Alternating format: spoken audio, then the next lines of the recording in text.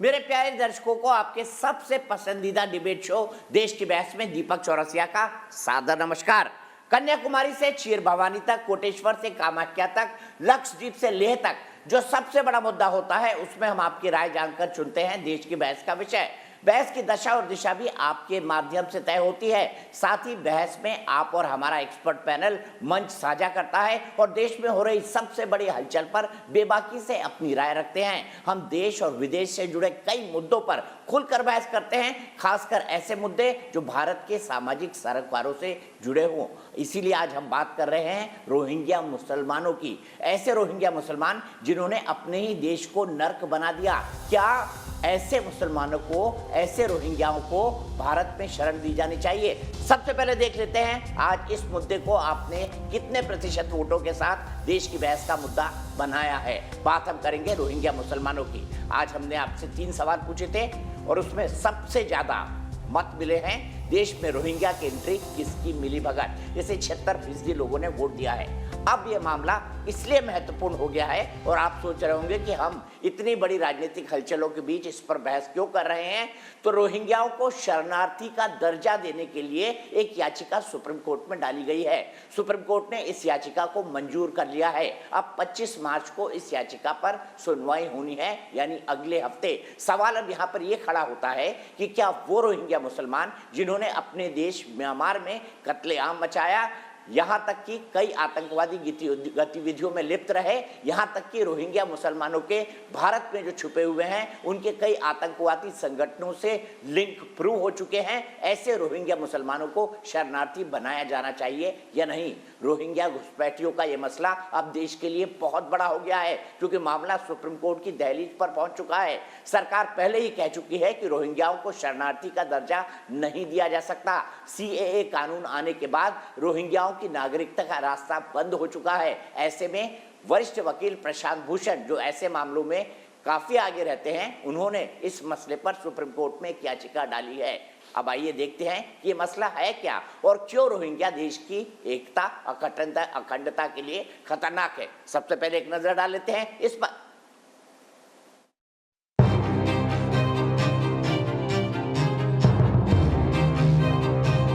यहाँ दौड़ भाग के आ गया, बस हरियाणा तक पहुँच गया। मेवात में हमें 8 साल हो गया। जिंदगी गुजारना बहुत मुश्किल हो गया था और हम वहाँ इमामती करते थे। भारत में 40,000 से भी ज्यादा रोहिंग्या मुसलमान देश के कोने कोने में फैल रहे हैं। ताजा मामला हरियाणा के मेवात का है, जहां रोहिंग्या मुसलमान आसानी से पनाह पा रहे हैं। गौरतलब है कि मेवात पहले भी विवादों में रहा है। विश्व हिंदू परिषद यानी वीएचपी के मुताबिक इनकी संख्या लगातार बढ़ी है।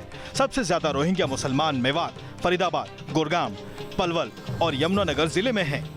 ये जो घुसपैठी हैं उनको शरण देने के लिए भारत का स्थानीय कुछ जिहादी तत्व उनको पूरी तरह से संरक्षण दे रहा है। पश्चिम बंगाल, जम्मू, दिल्ली, पंजाब, यूपी, हरियाणा समेत देश के कई राज्यों में लगातार रोहिंग्या अपनी जड़ें जमाते जा रहे हैं। इसलिए देश पर लगातार सुरक्षा का खतरा मंडरा रहा है। इससे आतंकवाद का भी डर बना रहता है और इनका पता नहीं कल कहां जाके क्या कर दें। तो पंजाब सरकार को होम मिनिस्ट्री की गाइडलाइन के मुताबिक इनकी जो ज्यादा से ज्यादा वेरिफिकेशन करनी चाहिए। पंजाब और जो हरियाणा के अंदर रोहिंग्या बसे हुए हैं उनके ऊपर भी जबरदस्त कार्रवाई करनी चाहिए सरकार को। जबकि कट्टरपंथी रोहिंग्या की पैरवी करने के लिए मैदान में उतरे हुए हैं। रोहिंग्या को बार बार इशू बनाना और रोहिंग्या को एक हवा बनाकर पेश करना एक सियासी मकसद के तहत हो सकता है। इससे देश को मैं समझता हूं कोई खतरा नहीं है। रक्षा मामलों के जानकार भी बताते हैं कि रोहिंग्या देश के लिए कितने घातक हैं। भारत में इनकी जनसंख्या 40,000 से भी ज़्यादा की है और ये पूरे भारत में जगह जगह पर इन्होंने अपने ठिकाने बना लिए हैं।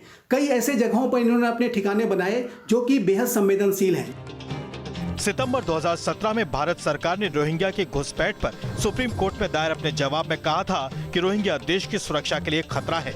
इसलिए गृह मंत्री पहले ही स्पष्ट कर चुके हैं कि देश में इनके लिए जगह नहीं।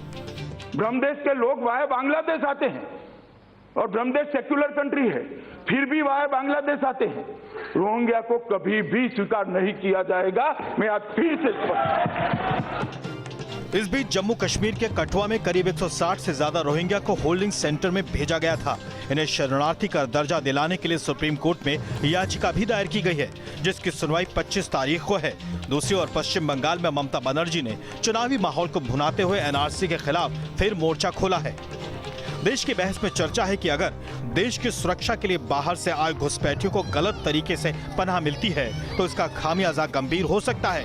ये चिंता का विषय है और इसीलिए हम आपका सवाल बताते हैं। आज का सवाल क्यों महत्वपूर्ण है, और ये मुद्दा इसलिए भी महत्वपूर्ण हो जाता है क्योंकि असम और वेस्ट बंगाल में चुनाव है विधानसभा के, और असम और वेस्ट बंगाल दोनों में रोहिंग्या मुसलमान और उनको मिलने वाली नागरिकता और CAA NRC बहुत बड़ा मुद्दा है। टीएमसी रोहिंग्या मुसलमानों का समर्थन करती है, ठीक उसी तरह बदरुद्दीन अजमल जिसका अलायंस कांग्रेस पार्टी के साथ असम में हुआ है, इसलिए बहुत बड़ा पॉलिटिकल मुद्दा है। इसीलिए हम आपसे सवाल पूछ रहे हैं, क्या रोहिंग्या देश की सुरक्षा के लिए खतरा है? आप हाँ या नहीं में हमें जवाब दे सकते हैं। आप हमारी वेबसाइट पर जा सकते हैं, आप हमारे मोबाइल ऐप का इस्तेमाल कर सकते हैं जिसे डाउनलोड करना बेहद आसान है। आप हमारे ट्विटर हैंडल @NewsNation TV पर जा सकते हैं। आप हमारे फेसबुक पेज पर जाकर हाँ या नहीं में वोट कर सकते हैं। शो के अंत में हम बताते हैं कि देश के बहस के दर्शकों की राय इस सवाल पर क्या है। शो के दौरान अगर आपकी कोई राय है, सुझाव है या आप शो के अंदर शामिल होना चाहते हैं, क्योंकि ये देश का इकलौता शो है जो दर्शकों को अपने साथ पूरी की पूरी बहस के अंदर शामिल करता है, देश और दुनिया के बड़े बड़े पैनलिस्ट के साथ। इसीलिए आप हमें व्हाट्सएप बनाकर 9711002266 पर व्हाट्सएप कर सकते हैं। सबसे पहले चलता हूं मेरे बहुत बड़े पैनल के साथ। मेरे साथ डॉक्टर सुधांशु त्रिवेदी जुड़े हुए हैं जो कि मेंबर ऑफ पार्लियामेंट है राज्यसभा के और भारतीय जनता पार्टी के बेहद ही तेज तर्रार और ज्ञानी प्रवक्ता हैं। मेरे साथ बादल देवनाथ जी जुड़े हुए हैं जो टीएमसी के बहुत ही आउटस्पोकन लीडर हैं। मेरे साथ मेजर जनरल GD बख्शी जी जुड़े हुए हैं जिनको किसी भी परिचय की कोई जरूरत नहीं है, उनका कद उनके पद से बहुत बड़ा है। मेरे साथ जुड़े हुए हैं वकार भट्टी साहब जो कि एक वकील हैं, राजनीतिक विश्लेषक हैं और रोहिंग्या मुसलमानों की तरफ से सुप्रीम कोर्ट के अंदर वो दलील भी रखेंगे। सबसे पहले वकार भट्टी साहब, जानना चाहूंगा जिन लोगों ने अपने देश के खिलाफ ही शरारत की, म्यांमार में रोहिंग्याओं ने क्या किया सब जानते हैं, क्यों उनको देश से निकाला गया सब जानते हैं, वो हमारे देश में क्यों शरणार्थी बन के आए और क्या भारत धर्मशाला हो गया है? जी दीपक जी, जिन्होंने देश से निकाला था उसकी आज क्या हालत है वो भी दुनिया को पता है। इस टाइम वो खुद जेल में है। तो कहते हैं ना, जब जुल्म हद से ज्यादा हो जाता है तो बड़े बड़े तानाशाह भी उस गुनाह में लपेटे जाते हैं। तो वही आजकल आप लोग हिंदुस्तान में भी करने की कोशिश कर रहे हैं। सेना वाले भी रोहिंग्याओं को चाहते नहीं है, माफ कीजिएगा। मैं कहता हूँ सेना वाले हो या सरकार, नई सरकार आ गई है सेना की म्यांमार में, वो भी रोहिंग्याओं के फेवर में नहीं है। दीपक जी आपकी बात ठीक है, मैं ये कह रहा हूँ चाहे सरकार में हो चाहे वो सेना के लोग हों, दोनों देखे ना आज आपस में ही एक दूसरे का कत्लेआम करने के ऊपर मादा हो चुके हैं। तो वही चीज आप हिंदुस्तान में करने की कोशिश कर रहे हैं। आपको रोहिंग्या से प्रॉब्लम नहीं है। अगर रोहिंग्या मुसलमान ना होता, हिंदू होता तो आप रोहिंग्या को गले लगाते। तो रोहिंग्या सिर्फ मुसलमान है जिसकी वजह से आप टारगेट करते हैं और आपको राजनीति का मसाला मिलता है। तो दीपक जी, राजनीति का मसाला का छोड़ के इंसानियत के ऊपर चर्चा कीजिए, इंसानियत के ऊपर सोचिए, ह्यूमन राइट्स की बात कीजिए। अब दुनिया क्या कह रही है, यूएनओ में आपने क्या साइन किया हुआ है, तो यूनाइटेड नेशन क्या कह रही है? क्या आप यूनाइटेड नेशन से बड़े हो गए हैं? अगर आप यूनाइटेड नेशन से बड़े नहीं हैं तो आपको यूनाइटेड नेशन के लॉ की रिस्पेक्ट करनी पड़ेगी, दुनिया के कानून की भी रिस्पेक्ट करनी पड़ेगी, हिंदुस्तान के कानून की भी रिस्पेक्ट करनी पड़ेगी। तो इस तरीके के साथ डिबेट करना, चर्चा करना, धमकाना गरीबों को, रोहिंग्या एक मुसीबत का मारा हुआ इस देश में आया है। अगर आप नहीं रख सकते तो सबको एक काम करिए ना, क्लियर बोलिए। आज कितने सालों से आप चर्चा कर रहे हैं? मैं 2016 से बराबर कंटिन्यू रोहिंग्या के लिए काम कर रहा हूँ। कभी आरएसएस के लोग आते हैं, उनके कैंपों में आग लगा देते हैं। कई बार जम्मू में ऐसा हुआ, जब सुजमा अटैक हुआ तब भी उनके कैंप को आग लगाई गई। कभी उनको मारने की कोशिश की जाती है, कभी पीटने की कोशिश की जाती है, कभी उठा के जेल में डाल दिया जाता है। गाइड किस लिए? आप लोगों ने इजाजत दी, आप लोगों की बार्डरों से होके अंदर आए, तो आज आप किस वजह से उनको जेलों में डालते हो? आखिर क्या कानून है? ठीक है, अगर कोई गैर कानूनी काम करता है, कोई लॉ को तोड़ता है, ठीक है, जवाब ले लेते हैं वकार भाई, छोटा छोटा आर्गुमेंट रखते हैं, जवाब ले लेते हैं, बहस अच्छी होगी। ओके वकार भाई बिल्कुल सही बात बोली, आपके तर्क से मैं सहमत हूँ, असहमत हूँ ये एक अलग बात है, लेकिन आपने तर्क बहुत अच्छा दिया है। आप ही के तर्क को लेकर डॉक्टर सुधांशु त्रिवेदी साहब के पास चलता हूँ। सुधांशु त्रिवेदी साहब, उनका ये तर्क है अगर आपने आने दिया तो इनको शरणार्थी का दर्जा दिया जाए। जो इन्होंने बात कही मैं बिल्कुल उस बात का उत्तर देने का प्रयास करता हूं। पहली बात, बर्मा में चाहे वर्तमान सैन्य शासन हो या इससे पहले आंग सान सू की सरकार, जिनको नोबेल पुरस्कार शांति का मिला है, दोनों ने रोहिंग्या के बारे में एक समान रुख रखा है कि वो उनके देश के लिए खतरा है। और जहां रोहिंग्या का बाहुल्य था वहीं पे बवाल क्यों हुआ, वकार साहब ये बता दें। शांति से रहते थे। और आज बर्मा दुनिया का सबसे बड़ा बुद्धिस्ट कंट्री है चाइना के बाद, और बौद्ध धर्म तो सबसे बड़ा शांति का प्रतीक माना जाता है। और बौद्ध भगवान बुद्ध तो डॉक्टर अंबेडकर के आराध्य थे। आप तो भीम और मीम की बात करते, वहां समस्या क्या आ गई, दुनिया के सबसे शांतिप्रिय धर्म के साथ भी समस्या उत्पन्न हो गई। चलिए कोई बात नहीं, भारत सरकार पे आपको भरोसा नहीं है। 4 देशों की इंटेलिजेंस एजेंसीज ने कहा है कि रोहिंग्या उनके लिए खतरा है। नंबर 1 बर्मा, नंबर 2 बांग्लादेश जो मुस्लिम कंट्री है, और नंबर 3 थाईलैंड, नंबर 4 भारत। तो भाई ये 3 देशों की एजेंसीज भी उनके लिए गलत बोल रही हैं। दूसरी बात, आपने कहा वो आ गए, शरण दीजिए, तो मैं विनम्रता से पूछना चाहता हूं कितने लोगों ने नागरिकता के लिए आवेदन दिया है? हमारी बात मत मानिए, यूपीए सरकार के आखिरी वर्ष में केवल 2013-14 में यह सदन में दिया गया यूपीए सरकार का बयान है कि पाकिस्तान और बांग्लादेश से आए 1,42,000 हिंदुओं ने, और सुखबीर सिंह बादल खुद बोले थे कि 68,000 सिखों ने, जो अफगानिस्तान और पाकिस्तान से आए हुए, नागरिकता के लिए आवेदन किया है। कितने मुस्लिमों ने दिया आवेदन बताइए? जिन्होंने दिया तो पिछले 5 साल में हमने 526 लोगों को दिया, पाकिस्तान और बांग्लादेश के मुस्लिमों को नागरिकता। भाई जो नागरिकता मांगता नहीं और आके बैठ जाता, उसे घुसपैठिया ना कहा जाए तो क्या कहा जाए? आप शरणार्थी बन के आए, शरण मांगिए, आप कहिए कि साहब हम परेशान हैं। अब जहां तक मानवीय दृष्टिकोण की बात है, तो भारत सरकार ने बांग्लादेश को रोहिंग्या शरणार्थियों के लिए बाकायदा दवाइयां भी उपलब्ध कराई, हेलीकॉप्टर से मदद भी उपलब्ध कराई। वो अपनी जगह हम देने को तैयार है। कोई हमारे घर में घुस आएगा और शरण मांगेगा नहीं और शरणार्थी मान लिया जाए, वाह भाई वाह। और अंत में एक बात और कह देता हूं, अगर आपको लगता है कि बांग्लादेश में उन्हें शरण नहीं मिल रही है और वो कठुआ जम्मू तक पहुंच जाते हैं, यानी थोड़ी दूर और पाकिस्तान है, वहां भी शरण नहीं है, तो एक बार दिल खोल के कहिए तो कि दामने रहमत की सरजमी जो पाकिस्तान बना था और परचमे हिलाल के झंडे तले रोहिंग्या यानी मुस्लिमों को शरण नहीं मिल रही है, मोदी जी के हिंदुस्तान में उन्हें शरण चाहिए, दिल खोल के बोलिए, हम उसको भी स्वीकार करने को तैयार हैं। पर कहिए तो दिल खोल के कि आप पाकिस्तान और बांग्लादेश से महफूज नहीं है, मोदी के हिंदुस्तान में महसूस कर रहे हैं। बिल्कुल, मैं जहां तक आपको ये जवाब देना चाहता हूं जनाब, आपने बहुत अच्छी बातें और इस बात का जवाब भी दीजिए। और बिलाल भट्टी साहब इस बात का भी जवाब दीजिए, मैं एक सप्लीमेंट्री जोड़ देता हूं अपनी तरफ से, इस बात का भी जवाब दीजिए कि शरणार्थी एप्लीकेशन लेकर आता है, बोलता है मुझे मदद चाहिए, ये सब तो घुसपैठिए हैं, घुसपैठ करके आए हैं अलग अलग जगहों से। और अगर ऐसा ही है तो पाकिस्तान ले लेना इनको, मुसलमान है। सर सुनिए ना, पाकिस्तान छोड़िए, पाकिस्तान क्यों जा रहे हैं आप इधर ही रहिए ना। अगर यहाँ जम्मू कश्मीर में 4 या 5 हजार जो रोहिंग्या मुसलमान यहाँ रहते हैं, तो यहाँ नेपाली भी रहते हैं, यहाँ तिब्बती भी रहते हैं, तो अगर निकाले तो सबको निकाल सकते हैं ना। सभी ऐसे, कुछ तो ऐसे ही हैं, यहाँ बांग्लादेशी भी हैं। तो मैं ये कह रहा हूँ, जो कहना चाहता हूँ, जो खासकर रोहिंग्या मुसलमान है, रोहिंग्या मुसलमान एक मुसीबत का मारा हुआ है। ठीक है, मैं मानता हूं कि वो इस देश में आया है, रिफ्यूजी बन के आया है, लेकिन आप घुसपैठ के नहीं कह सकते। क्योंकि घुसपैठ के इसलिए नहीं कर सकते क्योंकि उनके पास यूएनएचसीआर के कार्ड है, उनको यहाँ रहने की इजाजत दी गई है, वो उनको आपने निकाला नहीं है। अगर उनको निकालना है तो आप ऐसी कोई पॉलिसी बनाइए ना, आप निकालिए फिर। तो आप निकाल के कहाँ रखेंगे? क्या आप दुनिया को क्या जवाब देंगे? आप दुनिया को तो क्या जवाब देंगे कि हमने जाके उसी जगह में डाल दिया जहां गोली मारी जाती है, जहां गर्दन काटी जाती है। क्या ऐसे देश में आप डाल सकते हैं उनको? नहीं डाल सकते, क्योंकि ये हिंदुस्तान का संविधान नहीं इसकी इजाजत देगा आपको, ना सुप्रीम कोर्ट इसकी इजाजत आपको देगा।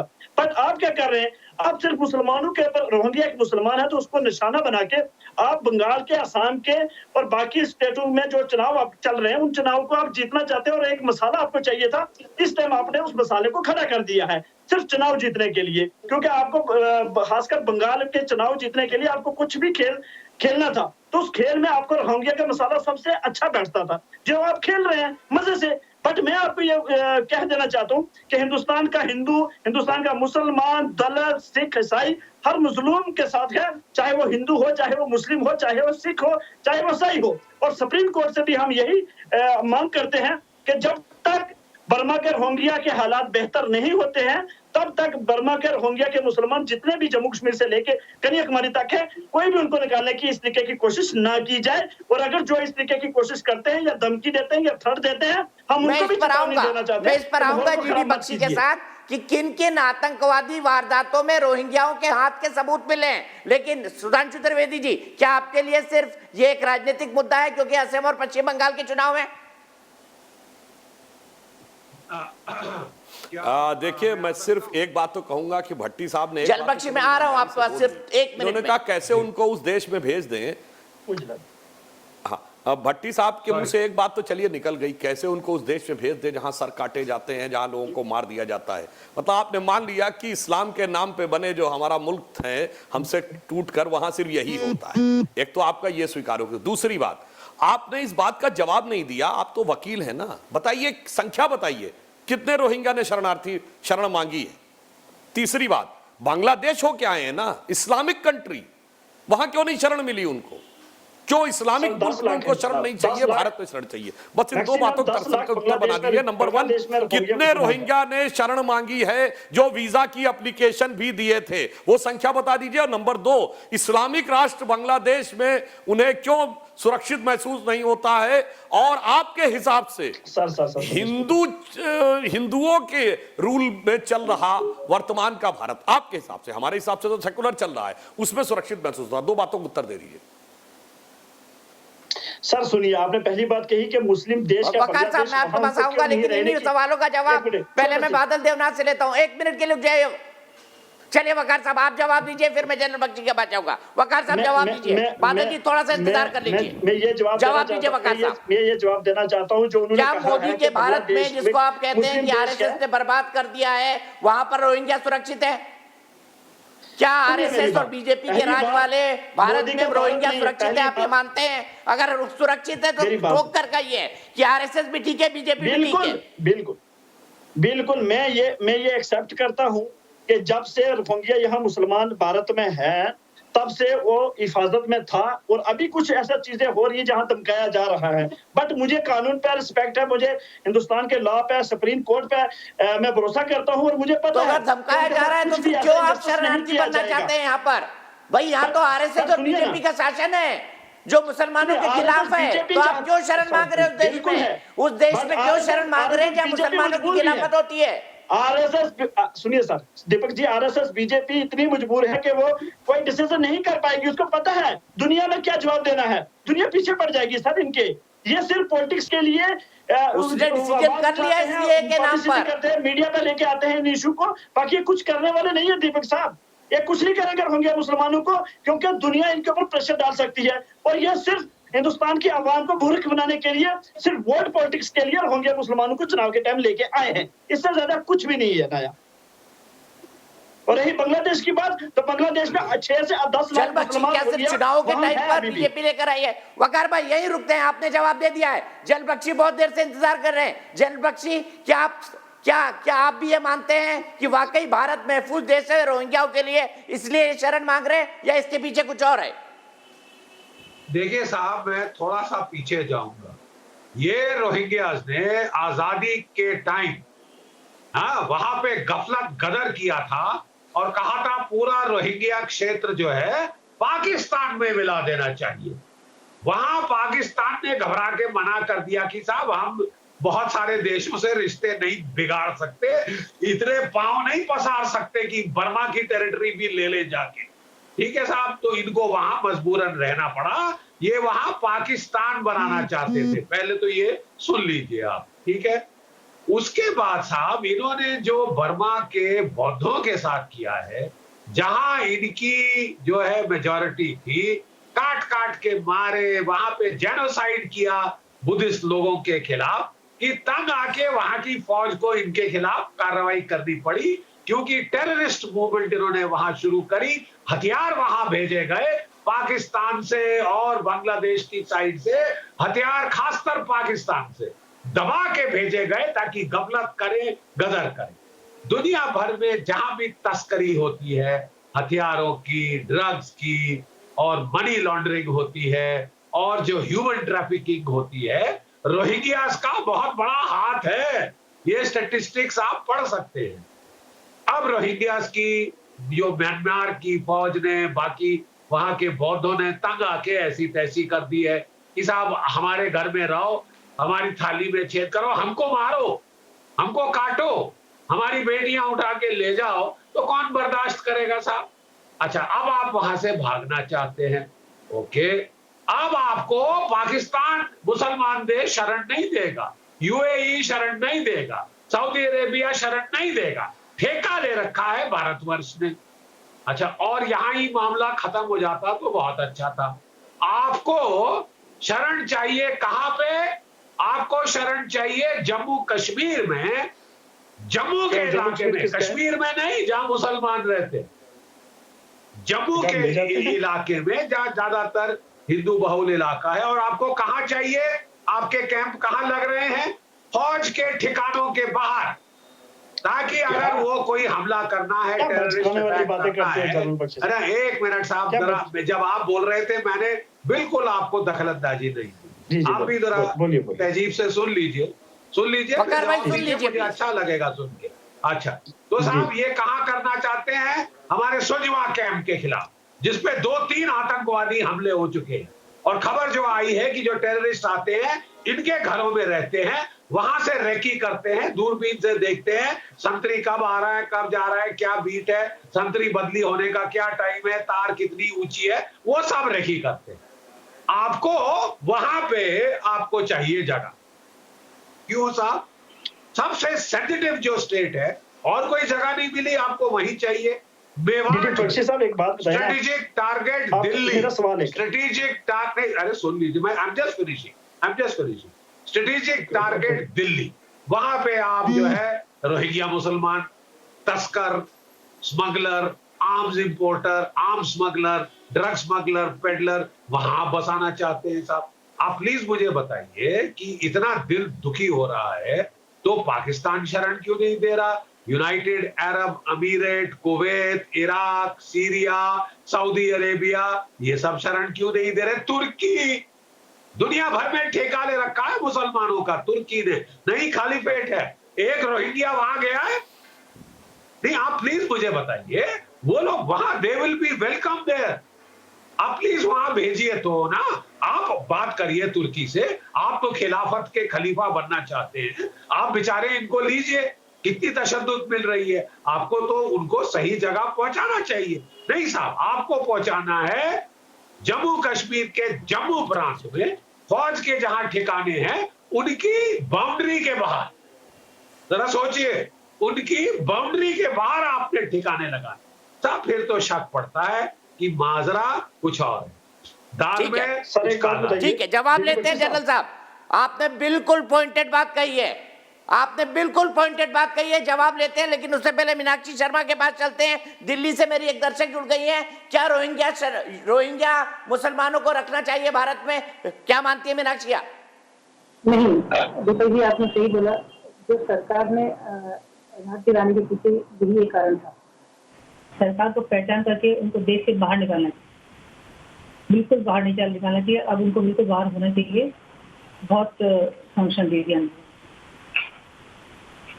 क्योंकि उन लोगों ने पूरे देश में वाकई बहुत नुकसान करती है और इनको बाहर निकालना चाहिए। मीनाक्षी जी, दो टूक राय है और मैं व्यक्तिगत तौर पर आपकी राय से सहमत हूं। पत्रकार के तौर पर मैं कोई टिप्पणी नहीं करूंगा, लेकिन व्यक्तिगत तौर पर मैं मानता हूं कि रोहिंग्या देश की सुरक्षा के लिए खतरा हो सकते हैं। ऐसा कहने में मीनाक्षी जी मुझे कोई गुरेज नहीं है। सीधे बादल देवनाथ जी के पास चलता हूं। बादल देवनाथ जी, शर्म आनी चाहिए, जो दूसरा पाकिस्तान बनाना चाहते थे म्यांमार के अंदर, वो आपके वोट बैंक है आज पश्चिम बंगाल के अंदर। शर्म आना चाहिए टीएमसी को इस बात के लिए।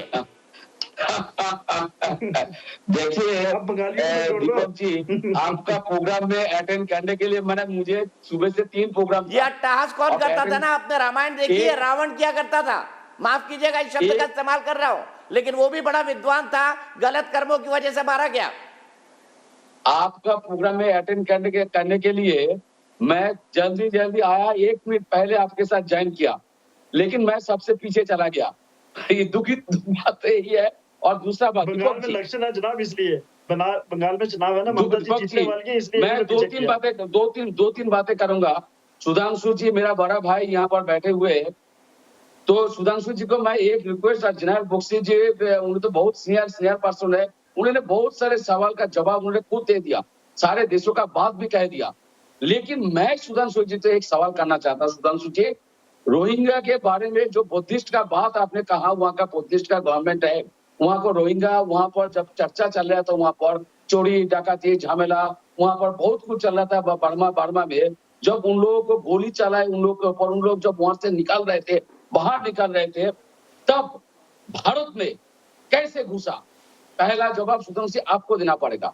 तीसरा बात, सुप्रीम कोर्ट में केस का बाद दीपक जी ने कहा, मैं कह रहा हूँ दीपक जी, सुप्रीम कोर्ट जो डिसीजन लेगा, मैं एक सामाजिक कार्यकर्ता और फिर मेरा पॉलिटिकल पार्टी सब मान लेगा, सुप्रीम कोर्ट आदेश मान लेगा। लेकिन और एक बात, मुसलमान समाज के अंदर कुछ मुसलमान समाज है जो मैंने पर्सनली उन लोगों के साथ बात किया, वो लोग क्या कहते हैं, रोहिंग्या को चाहते हैं और नहीं चाहते, कौन लोग नहीं चाहते और कौन लोग चाहते हैं, आपको भी दीपक जी जानना चाहिए। और रोहिंग्या के बाद मैं जो कहूंगा, बांग्लादेश क्यों घुसने दिया? जनरल जी तो जनरल बख्शी ने सही कहा, साहब तो सही कहा, बांग्लादेश घुसने नहीं दिया।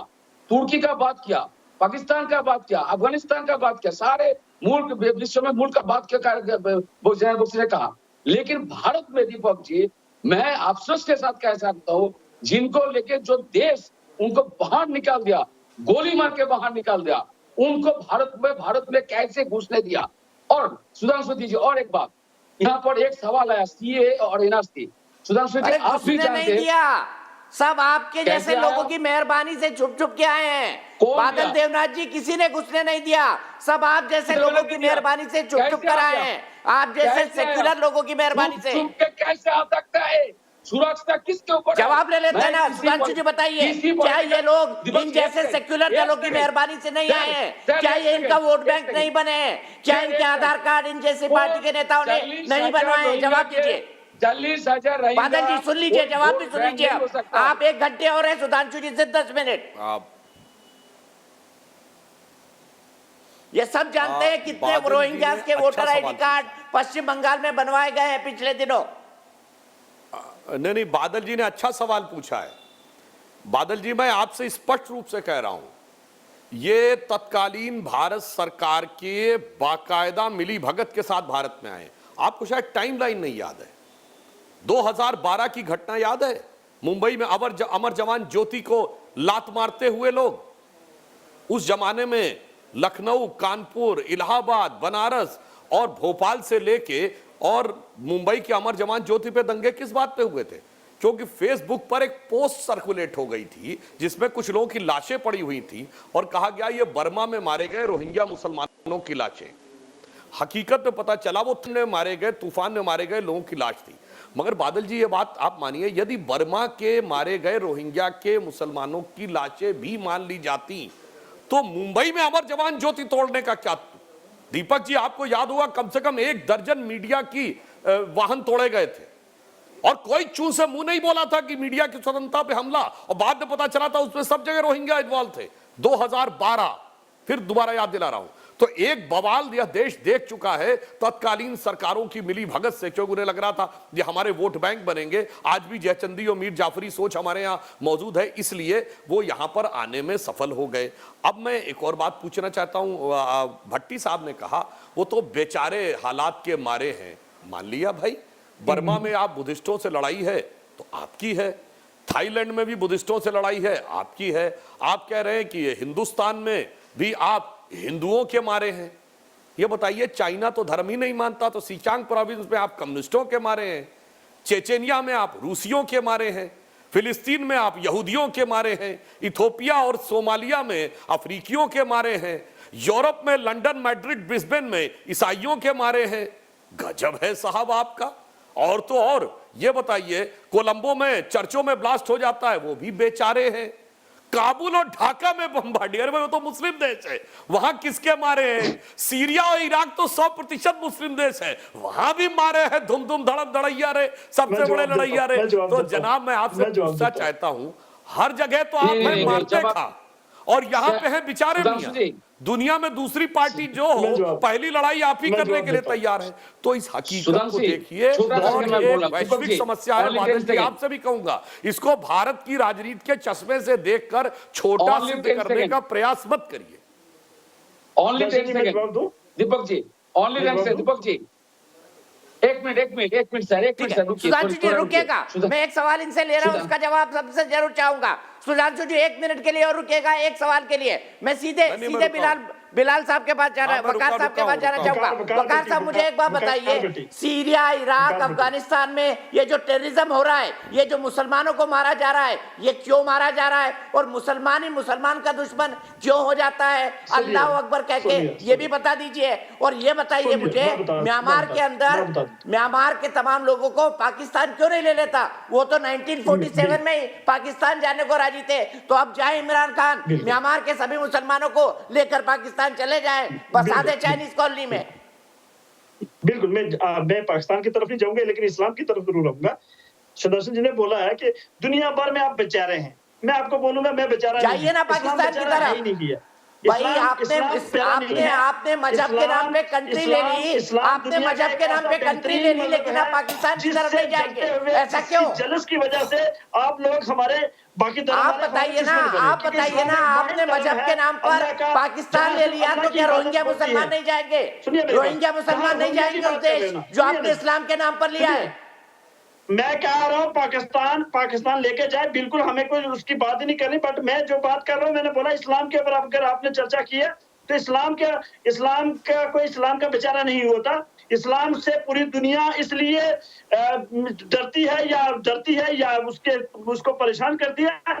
इस्लाम से दुश्मनी क्या है? इस्लाम से दुश्मनी ये है कि आपको लगता है कि दुनिया भर में जब भी कोई कुरान को, हदीस को जानता है, वो इस्लाम एक्सेप्ट करता है। क्यों? क्योंकि इस्लाम दुनिया का एक बेहतरीन मजहब है और वह धर्म है जहां ला इलाहा इल्लल्लाह की इबादत होती है, ना कि हजार भगवानों की इबादत होती है। सिर्फ एक अल्लाह की इबादत होती है, जो ऋग्वेद भी कहता है, जो महाभारत भी कहता है, जो गीता भी कहती है, जो ये कह के आप मेरे धर्म का मजाक उड़ा रहे हैं, ये कहकर आप मेरे धर्म का मजाक उड़ा रहे हैं वकार भट्टी, मैं इसकी अनुमति नहीं दूंगा। आपका धर्म महान हो सकता है, आप उसे मानिए, लेकिन आप मेरे धर्म का मजाक नहीं उड़ा सकते।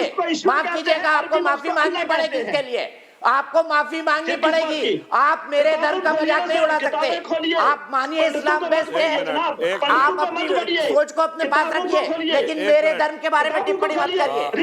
दीपक जी एक मैं बात इनसे कह दूं, भट्टी साहब से, महाभारत, रामायण, गीता उसको पढ़िए आप, जहाँ सिर्फ कहा जाता है ईश्वर एक है, मूर्ति पूजा, बुत पूजा बिल्कुल जायज नहीं है। आप भी बनवा दीजिए ना, कुरान और हदीस पर रामायण और महाभारत की तरह सीरियल आप भी बनवा दीजिए। कुरान और हदीस पर रामायण और महाभारत की तरह सीरियल आप भी बनवा दीजिए। अपने धर्म को इतना क्लोज क्यों रखते हैं? ओपन कर दीजिए। क्या जी?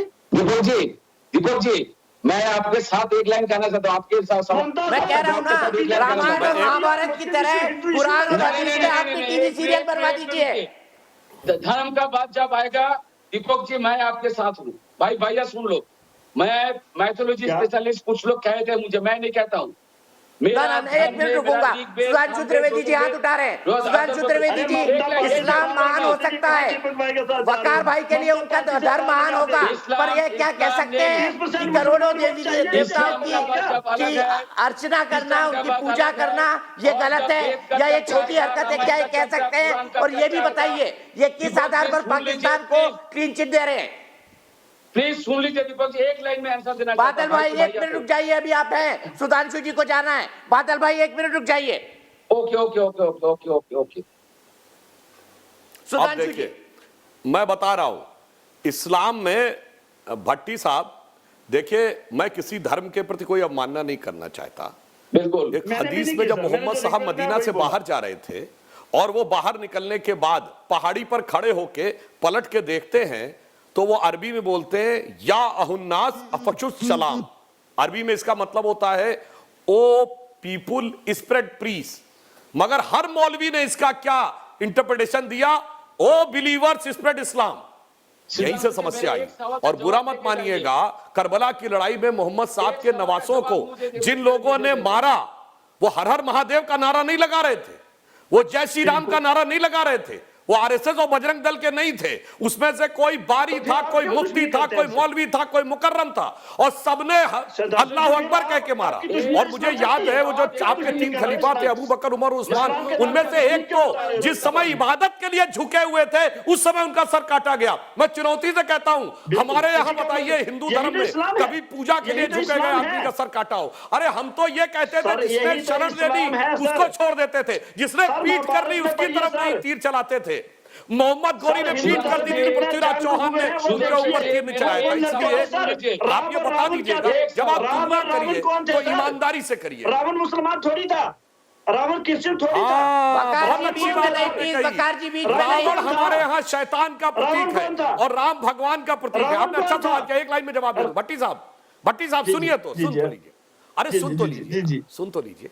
रावण हमारे यहाँ शैतान है, राम भगवान है, मगर जब रावण जमीन पे पड़ा था तो भगवान राम ने लक्ष्मण से कहा ये बहुत विद्वान है, इससे जाकर इससे राजनीति की विद्या ले लो। और जब लक्ष्मण सर पे पास खड़े हो गए, उन्होंने कहा इस समय यह तुम्हारा गुरु है, इसके पैर के पास खड़े हो। और रावण रचित शिव तांडव स्तोत्र आज भी शिव की सबसे अच्छी स्तुति मानी जाती है। हमारे यहाँ ये महानता है, जिसे शैतान माना उसने भी कोई गुण है जिसका सम्मान किया। भगवान राम ने रावण को कभी छल से नहीं मारा, कभी पूजा के लिए छुटे हुए रावण को नहीं मारा।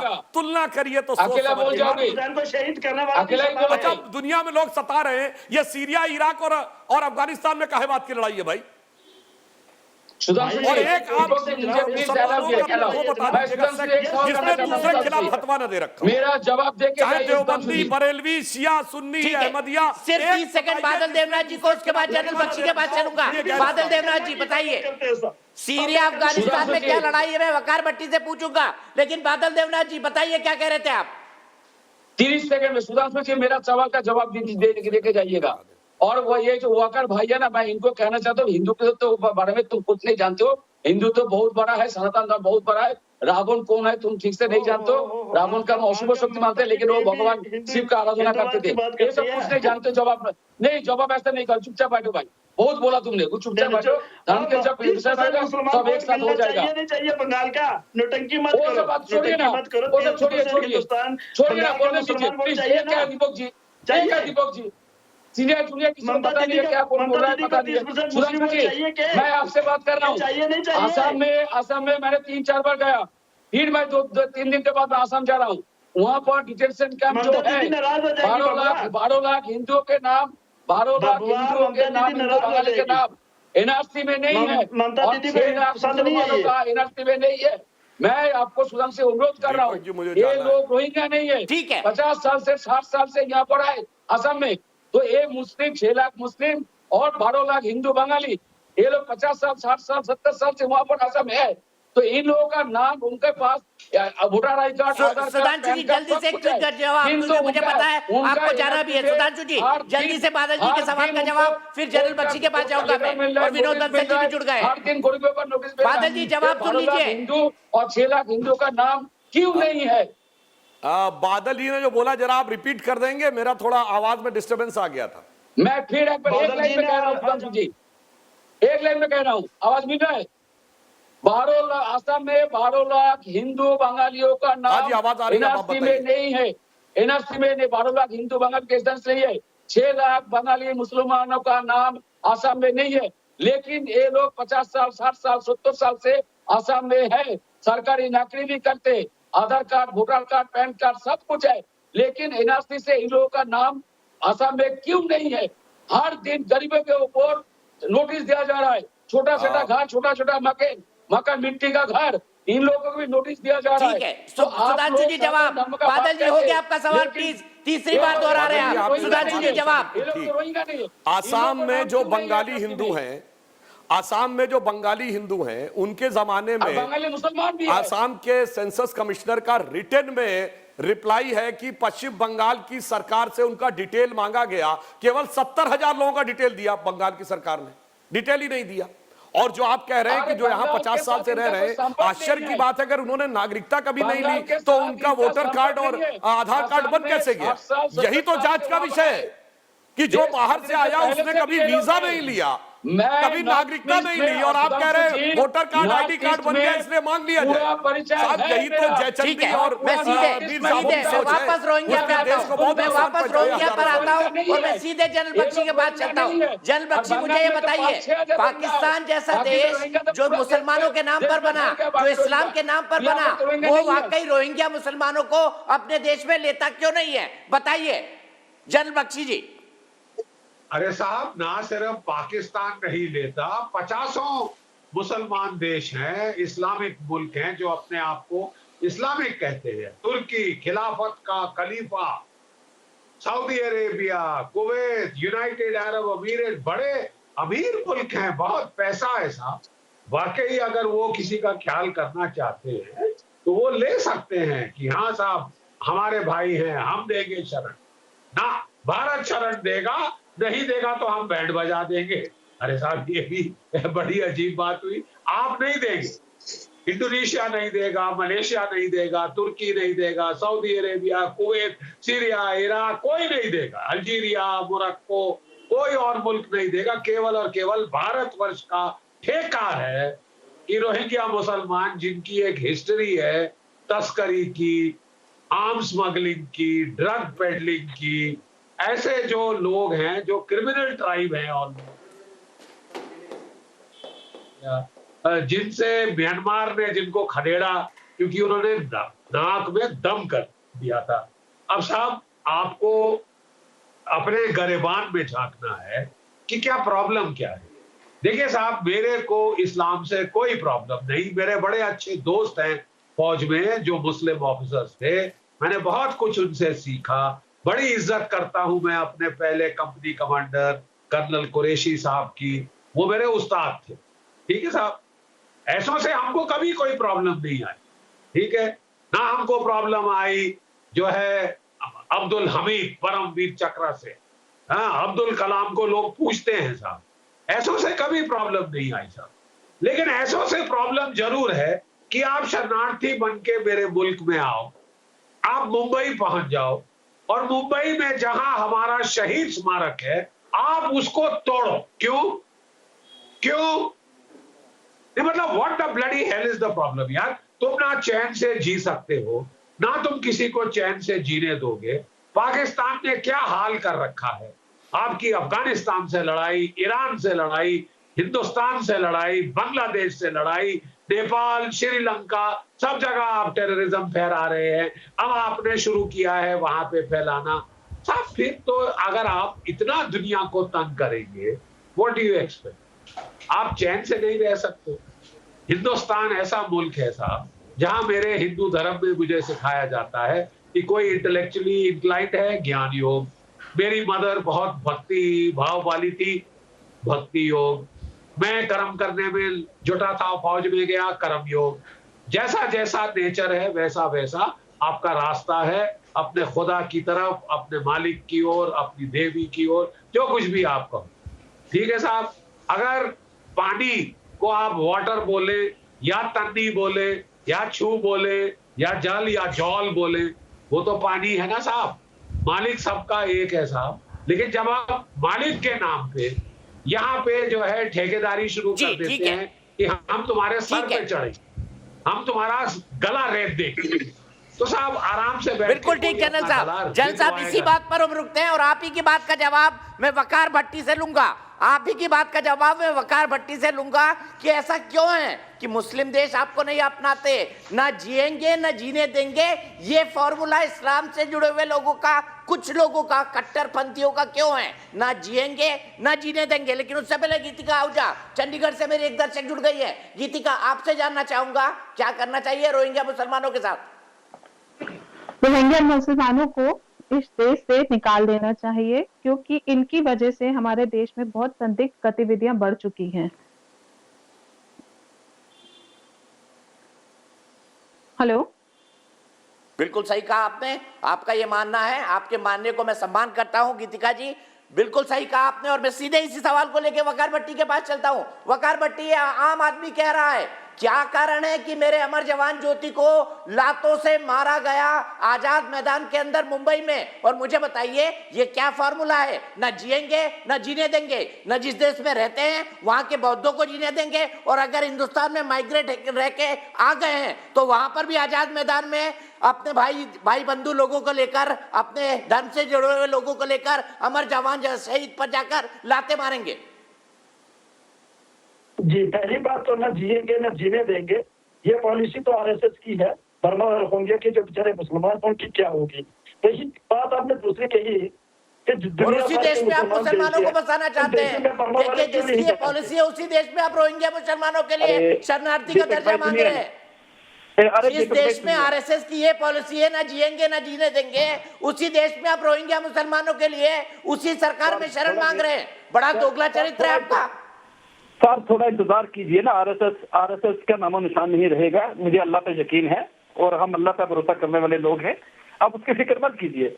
मैं आपको जो आपने सवाल उठाया था, तुर्की वाले अल्लाह पर या अफगानिस्तान वाले अल्लाह पर या पाकिस्तान वाले अल्लाह हमारा एक ही है, अल्लाह एक ही है, रब्बुल आलमीन, दुनिया का रब, दुनिया का मालिक। एक होता तो मारदान नहीं करते, एक होता तो मारदान नहीं करते, एक होता तो एक मस्जिद के पास, एक मजार के पास और एक दरगाह के पास नहीं मिलता, सब लोग एक जगह मिलते हैं। आप मुझे बताइए कुछ लोग वो अजमेर शरीफ क्यों जाते हैं जब अल्लाह एक है तो? आप मुझे बताइए ज़ियारत करने के लिए या फिर क्यों जाते हैं मक्का मदीना जब अल्लाह एक है तो?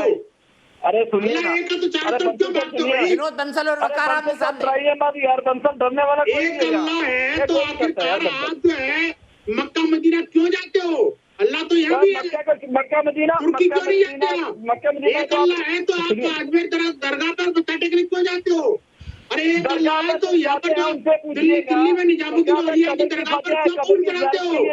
आप कहते हो नहीं, आप कहते हो नहीं, आप कहते हो कि हम किसी कुत्तों पर चादर चढ़ाने के लिए क्या हिंदुओं को उत्साहित होता है? सिर्फ हिंदुओं को नहीं खोली हुई है क्या अपने चादर? ये अरे मुझे बताइए, ये जो अजमेर शरीफ है उनको हटाओ ना। अरे भाई उस देश में क्यों रखना चाहते हैं आप रोहिंग्या मुसलमानों को जो आरएसएस है? क्यों करते हैं? अजमेर में और आज कोई मांगने के लिए नहीं जाता। अरे मुझे बताइए, जब आरएसएस की वजह से भारत के अंदर मुसलमान सुरक्षित नहीं है तो रोहिंग्या सुरक्षित कैसे रह रहे हैं भाई? आप बोलो ना कि रोहिंग्या जब आरएसएस की वजह से मुसलमान सुरक्षित नहीं है तो फिर ये रोहिंग्या सुरक्षित कैसे रहेंगे? आप रोहिंग्या को क्यों बसाना चाहते हो? उनको क्यों नहीं बांग्लादेश और पाकिस्तान भेज देते? और बांग्लादेश में जो रह रहे हैं उनकी क्या स्थिति है पता है आपको? बांग्लादेश में रहने वाले रोहिंग्याओं को एक टापू पर बसा दिया है, आपको पता है कि नहीं? और वो टापू पे मरने के लिए छोड़ा हुआ है और उसके लिए यूएन तक ने शिकायत करी है, लेकिन कोई नहीं सुन रहा वहाँ पर। यहाँ पर सिर्फ आपके जैसे जिहादी लोग हैं ना, वही लगे हुए हैं उनके लिए। भारत का कोई भी व्यक्ति उनके साथ नहीं है, सिर्फ चंद मुसलमान जिहादियों के और वो जो देशद्रोही हैं वही सलाम दिए इनके साथ है, रोहिंग्याओं के साथ है। रोहिंग्याओं के साथ कोई नहीं है। हिंदू मुस्लिम कत्लेआम करवाना चाहते हैं, नफरत फैलाना चाहते हैं, वो होते हैं अपनी देशद्रोही। कोई भी जो है ठीक है विनोद भाई और वकार भट्टी जी, विनोद भाई और वकार भाई दोनों हम एक ब्रेक के लिए रुक रहे हैं। गुरु प्रकाश भी बीजेपी से मेरे साथ जुड़ गए हैं, मेरे साथ मुजब्बिर रहमान भी जुड़ गए हैं। ब्रेक के बाद फिर से नई बहस की शुरुआत होगी कि उस देश पे रोहिंग्याओं के लिए शरण क्यों मानी जा रही है जहां कहा जा रहा है कि मुसलमान आरएसएस और बीजेपी के राज में सबसे ज्यादा असुरक्षित है, तो फिर रोहिंग्याओं के लिए भारत सुरक्षित कैसे हो गया? क्यों सुप्रीम कोर्ट में उन्हें शरणार्थी बनाने की पिटीशन डाली जा रही है? ये सवाल लूंगा मैं मुजब्बिर रहमान से।